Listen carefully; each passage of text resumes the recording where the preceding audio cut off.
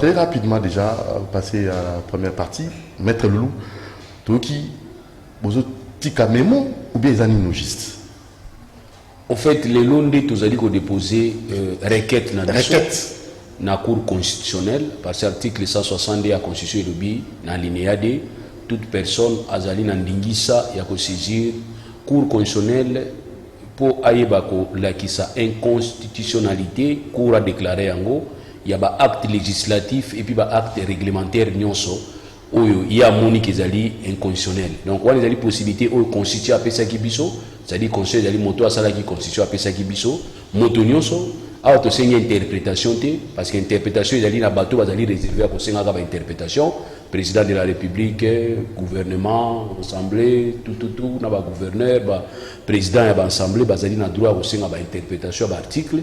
Tandis que biso citoyen ba pesi biso droit ya ko saisir cour wana pona ko yeba ko yebisa cour acte oyo législatif to acte oyo réglementaire et yali na ko kokana te na constitution yango to sali lelo donc on attend to zo ba boye yana bato ba li délégué ba notika requête na biso to saisir cour constitutionnelle na tineti to yebisa cour constitutionnelle soit oyo to salaki na niveau ya ba charte. Tout le monde qui charte wana gari ko pesa ba confession religieuse ndingisa ya ko organiser ba élection et ali ko violer article ya liboso ya constitution na biso o elobi que la RDC c'était un état laïque. Laïcité ni ko lobani. Laïcité ni ko lobake et ali kondima to ko boya kondima. D'abord et ali c'est-à-dire les ali ba conviction ya moto. Liberté ya moto ay ba ko exprimer manifester ba conviction na ina ba croyance na ye kongo na biso ezande ngwana donc ça dit awa to ali na auto bengi ba religion d'état to na ba religion d'état et puis na kati ya laïcité ba sengi biso parce qu'il y a ba trois principes à laïcité to lobiki d'abord ya liberté ya moto ko ba ko manifester ba opinion na ye conviction na ye croyance na ye et puis ali ko pesa biso une certaine égalité liboso ya mibeko. Il y a comme on a qui moutounionso a qu'on a jamais jugé la conviction na yé, ton croyance na yé. Donc voilà, tina la laïcité, bah principe à laïcité en wana. Et bah le coup que moutounionso a droit de exprimer o yé opinion na ba limite ya mibeko. Mais toi comme on a que charte oyo et ponisi biso na kati ya seni kolobaka été plateforme ya confession religieuse kakande ba ko diriger Seni la présidence, ils ont posé un problème terrible. D'abord, problème, il y a le premier processus électoral tout ça ils n'ont pas de problème, ils ont dirigé toujours par la confession religieuse. Deuxième élection tout ça qui est niveau à Congo, ils ont toujours dirigé la confession religieuse. Et troisième, ils ont un problème, tout les problèmes sont ratés, mais on ne peut pas comprendre les problèmes où il y a une structure où ils ont si confiance. Donc, tout d'abord, question. Pour la confession religieuse, nous avons organisé l'élection à niveau ACNI. C'est parce qu'en 2003, quand il y a entre les belligérants, il y a la constitution. Il y a la constitution qui fruit à belligérance, c'est-à-dire qu'il y a la confiance. Il y a non, tout pesa et pas la structure nette, où il y a indépendante pour diriger organiser l'élection à niveau Congo. Structure wana tokanisaki au départ tokanisaki que confession religieuse c'est ko sali sabiso makasi yango tozwa ki sous structure to sous plateforme ya société civile ou to bengi confession religieuse bango to confier bango présidence ya ko organiser ka élection à niveau RDC nzoko ezalaki erreur tokanisaki bango baza pembeni mingi ya nzambe bango la biso bonzambe mais tout moni lelo parce que on peut légiférer que dans le futur pour le futur en tenant compte il y a un aspect autotique na expérience de mon acquis. Donc expérience à organiser l'élection 3 fois et apporter rien na kati ya vécu quotidien na biso face à l'organisation de l'élection. Or biso to sali en 3 fois pour les pays nous sommes pembeni na biso. Normalement fallait confiance et ou pas na biso, fallait expérience et ou pas na biso. Mais ndeko dudu okomona tilelo ba pesi bango ba mise en garde. Ba pesi bango même ba jour ya suka. Ba pesa biso président ou ya la président ya Seni. Ou à côté na kati ya sous plateforme na bango oyo toyoki sonité zani tomoni basala nzambe bazali ko bwaka na mabanga moko alobi babengana ki biso bachassa ki biso neti ba mal propre o muso alobi nzambe azali kolo to chassa ki bango te mais wana ayali basali ya nzambe bao bazali censé bayebisa biso moralité eza nini, bayebisa biso bonzambe eza nini. Yango biso tokanisaki koloba te comme bafaillir na mission na bango. So to bito attaquer bango directement par rapport à démarche to salaki liboso. Oyo tokanisaki ko apporter fruit, mais apporter fruit te to lakisa bango ke kozala na bino wana eza violation pe ya libiko.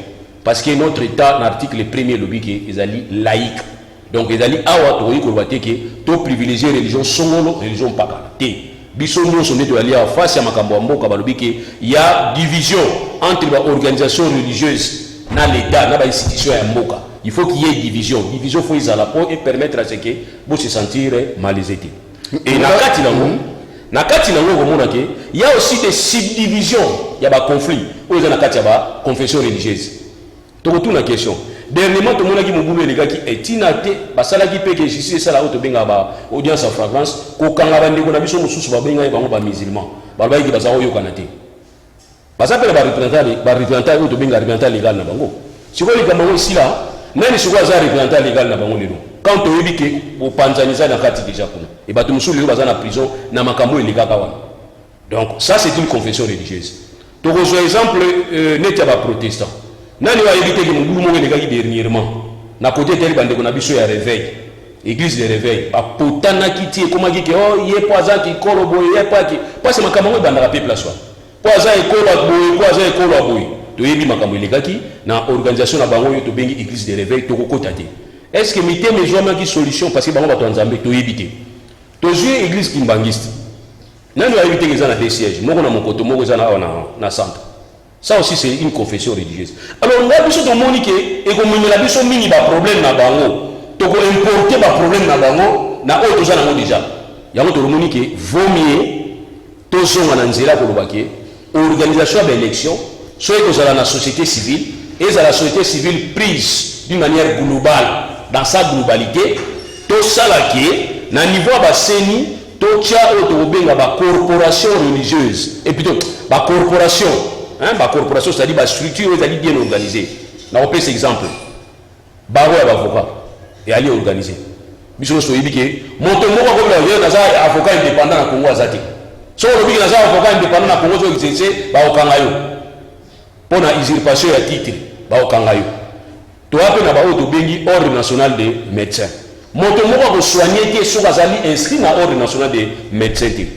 Donc bien neti bino pe ba journaliste bozana IPC na bito za UNPC na bino. Donc faut na carte na yo a INPC pour na ko prétendre que vous allez bénéficiaire il y a protection ya ba INPC. Toi autobeni ordre national des infirmiers. Donc on ne peut être infirmier na RDC kaka moto azali na carte ya corporation.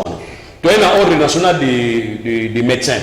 Donc bah déjà la INPC la journaliste on a tendance dans la coloration politique avant que ça envoyer il faut avoir toutes les cartes. Voilà, donc pour dire que cette structure est organisée et apparemment, dans le fonctionnement, dans la fonctionnalité, elle a déjà naître. N'est-ce que vous comprenez? Il y a un peu de choses qui sont conseil supérieur à la magistrature, conseil supérieur à l'audiovisuel. Tout ça ici, il y a des choses qui sont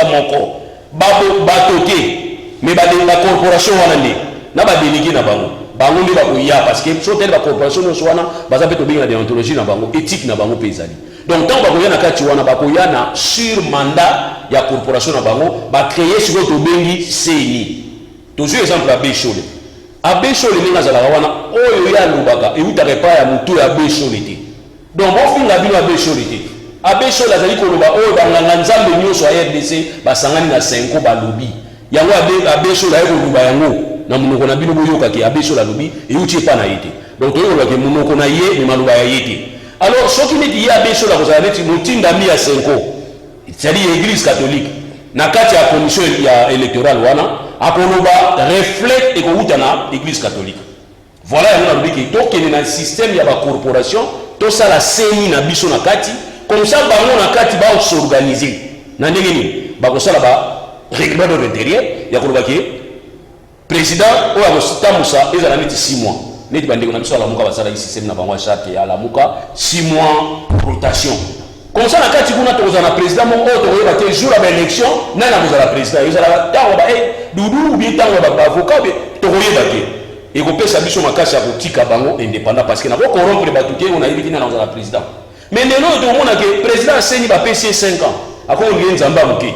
afin na kiti azo sekabino yeto to nga sikoyi alonga na konsake so to na président sénat membre à parti na biso donc c'est que et plutôt séni membre à parti na biso c'est que to za la président de la république moto chez mutu na biso ya mo ko gumbeza na niveau wana donc aujourd'hui pour na dépolitiser séni faut vraiment rendre séni comme indépendante ce qui séni comme indépendante té ba effort nous sur to sala moi to dépolitiser séni et ko zala té voilà pourquoi to lobi que pour na ko la sabanga nzambe kibali bato to kanisa ki ba kopesa biso kimba pesa biso kimia te to lido ba ko ba bango place wana na loi donc to lido ko na règle ya droit to bisa ba OK to za état laïque influence na bino likolo ba to nyonso aussi mbaté parce que bo bebi ici comme bo bebi ici to ici bino ke bo longoli bino confiance mais pour to benga na bino na nenga kimia to lingi siko cour constitutionnel ayi bisa biso ke les simple fait à kopesa ba confession religieuse ndingisa bazala ba président ya organisation ya RCNI na kati ya mboka oyo ezali laïque ezali violation ya principe ya laïcité oyo constitution na biso ayibi ko appuyer voilà démarche na biso na dépôt to sala lelo mais déjà la loi elle a promulgué maintenant on a évité encore ça va c'est passé comment déjà Kozamboka promulgué loi on a mais on a évité mais justement la cour constitutionnelle ezalaka juge ba acte ou sénégalais déjà il suffit que ça la inconstitutionnelle attends ça en 1885 mais ce qui est ça veut dire que ezali inconditionnel cour azali compétente ya ko traiter en ko la qui ezali inconditionnel. C'était bien réfléchi, bien analysé requête Namino. Nous avons eu le temps ya ko analyser en gros parce que d'abord nous serons appuyés et réconfortés par ce qui se passe aujourd'hui parce que to pesi banganga nzambe bayi bako organiser l'élection na mboka na biso mais faut ba pour na président ba na problème pour na président mais pas na bango bazana problème si ko bato basambela kate ba ati bango bazana droit bazana président RDC pour bango ba voter si ko to pesi yango pa na bango banganga nzambe bazo kokate si ko ba oyo baza ba ate ba limaka nzambe te ba biki c'est que problème eza ko ne pa na bango toujours ko isa nzambe soni ngai nazo chalo nazali ko sala requête on ezate ke naza mutu na limaka nzambe te na limaka nzambe alors pona ko protéger nzambe ba soni makasi te to ko to la bango pouvoir wana to pesa ngona société civile comme ça to fanda kimie bo mona pe kimie bokota. Merci maître Loulou, ton gâteau gardé, ton naso kinde ba faut la kinde suivre voilà alors espérons que requête Namino et qu'on paie sa solution na kati mboka la biso non na place to finga ba pona moni mikolo to ni ko finga ba na place to finga ba to ito bima ba nga malembe ba bima malembe ba kende est-ce qu'on dit pas facilement non c'est ça laïcité très bien nekolanga laïcité les gens croyaient laïcité c'était quoi les simples à cause de la confession religieuse na yo c'est ça la laïcité non la laïcité c'est aussi la conviction de croire ou de ne pas croire c'est-à-dire on a la limanzambe ok on a libre limanzambe na ndenge na yo sala kilt na ndenge na yo on dimaka na yo nzambe te dès lors qu'on manifeste ngo qu'on dimaka na yo nzambe te ba ko tiko tranquille ba ko sambiso pisika moko te parce que nous ne sommes pas un pays religieux tout un pays moko laïque mutu na conviction na yo donc pour dire que même bandoki bana droit na bango yango mo mandoki te o do mandoki pourquoi asa que na droit na ya vivre donc to que la logique on a peut permettre que biso to finga banganga nzambe te po ba yusu biso soni mingi so ko tali tester o la savio nganga nzambe izaki mais ba wa sala mabe mingi na kati ya mokila banganga nzambe o bakanga ki kote oyo akangi ebo ya boti kote musudo yiba bota kati mo mona akufi oh papa kolela papa telela noko papa kulutu to ndima nyoso wana alors ba problème na bango na ba ya biso yango na mboka c'est grave ça voilà ba ya biso yango na mboka te parce qu'on se connaît ndenge ba konda nous connaissons ce sont des allégations non ce sont des réalités c'est palpable vérifiable non ça dit quand vous preuve tant vous avez que une moralité moto azali ko diriger seni aza na moralité aza na éthique bonne vie mèche il faut ça la réalité et ça la déclaration te. Et puis, la différence, vous verrez la différence entre ceux qui servent Dieu et ceux qui ne les servent pas. La différence, nous allons la voir. On ne va pas nous raconter une histoire, mais nous allons commencer à voir que, oh, comment solo azanga manzambe, ya solo. Ya umoni ba tunabiso banani ba pape, tabaso élire pape ba kangana na kati ya conclave vomo. Soki omoni na nous filmer à pembe ebimité, donc ceux qui ba poni na nous. Mais ceux qui ba poni pape parce que ba koki ko pona pape. Bapona kaka donc pour dire que surtout la structure est tellement organisée que bazana facilité à pona kaka mais quand on s'initie dans la confession religieuse bazana problème ne bazana problème Oui, bah ça a un problème. Et nous, on va dire que et Simbati, bah ça a un problème. Pour moi, parce qu'on ne peut pas être sérieux dans les grandes choses si on n'est pas dans les petites choses. Merci. Donc ça dit pour être sérieux dans les grandes choses, il faut commencer d'abord par les petites choses. Or, on va petites choses entre les organisations. Au moins, la communauté Moko, face B ou face O. Communauté Moussoussou, église est la numéro 1, église est la numéro 2. Tant que pasteur à l'église numéro 1, Bani Goteya, pasteur à l'église numéro 2, Bani Gobetambunda. Donc ça veut dire quoi? Tout déranger par nous. D'accord. On comprend plus. Ça, c'est ce qu'on a l'allégation fait. Tout le monde a noté. D'accord. Il y a un monde a noté. Mbunda. Église est allée, église est en face, on va venir Goteya. Pas de moyen, on a gardé le sangalo. Vous savez, là, il y a Moko. Merci bien, soit boyo kanake, tous un programme Moko. On a voté à côté. Mais au moins, on a pas de différence avec décalage. Ce qui est banni à côté, tu refais la Bible dans mon capot à 4. On a banni à donc ça dépend de la déranger. Alors, maintenant, je crois ici, on a la présidence, c'est niveau pour nous. Ça, je ne sais pas si c'est possible. Il y a un sataniste. Je suis quelqu'un qui croit en Dieu. Et il a défendre ma valeur. Merci d'être là. Constitutionnel et des bichons et sabino qui sont inconsonnels dans le cadre de la laïcité, la globalité de la société civile et encore que cette société civile soit vraiment réellement libre et non les annexes à l'Andagaminen. Parce qu'il y a des sociétés civiles annexes à l'Andagaminen. Ça veut dire il y a un parti politique. Ça aussi c'est un problème. C'est grave. Voilà le génie du jour, le tout premier. Aïe Makanisinae pour la la solution dans ma campagne à l'élection et surtout pour la banane président Seni a péci proposition avec Keto Rokoti Salelo pour ma campagne laïcité de la pénale visible et palpable. Banganzambe, Basalanzambe, Batika Makambu politique. Tout ça va sur le salon qui est motif la politique. Mais souvent article 14. Premier, ils ont violé la laïcité, ils ont violé. D'abord. Mais article PC n'a pas saisir, ils ont article 170. Et lui qui a le droit de saisir pour la inconstitutionnalité, il y a un laïcité qui est inconsitionnel parce qu'ils ont posé sur un problème. Si ils ont posé sur un problème, ça va nier confier à l'Abaïké. Ce qui est Simbaka, mais tout le monde l'a raté. Ce que toujours le bien, on peut Simbate. On ne peut pas commencer à passer à temps. Vous serez excommunié. Oh, excommunié, est-ce que nous avons communié d'abord au Wapi?